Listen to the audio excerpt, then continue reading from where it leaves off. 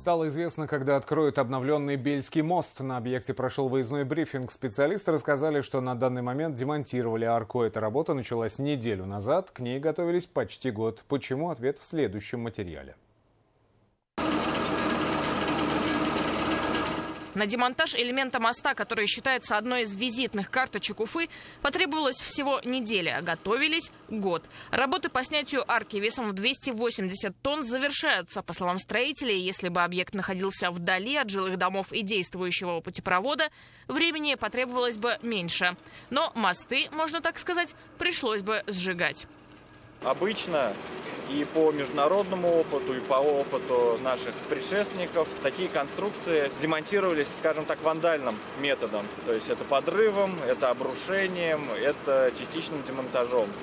Так как мостовой переход, уже известный всем, находится в городской застройке без перекрытия непрерывного движения по существующим рядом автомагистралям, то необходимо было произвести комплекс вспомогательных работ. Арка несла не только историческую ценность, но и функциональную. Конструкция брала на себя часть нагрузки, не давая прогибаться мосту в месте фарватера.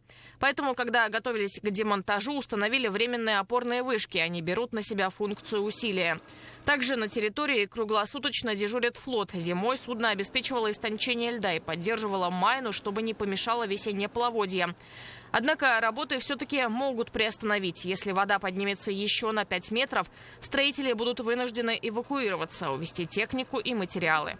Новая арка, которая будет смонтирована в обратном порядке, она также будет нести функциональную нагрузку свою полностью. На этапе строительства была возможность от нее отказаться. Современные технологии позволяют это сделать, но было принято решение о том, чтобы сохранить эту арку в том виде, в каком она существовала с 1956 года, то есть как символ, некий символ города Уфы. Восстановят исторический облик и в деталях. На въезде и выезде поставят декоративные вазоны, чугунные перила. Частично они уже готовы. Также снят слепок с таблички, на которой были указаны годы постройки моста. Что остается родное, это опоры. Их укрепили высокомолекулярным бетоном. Такой материал используется при строительстве ГЭС и атомных станций. Новый мост должен прослужить минимум полвека. Та самая визитная карточка города обретет свои очертания раньше срока сдачи объекта.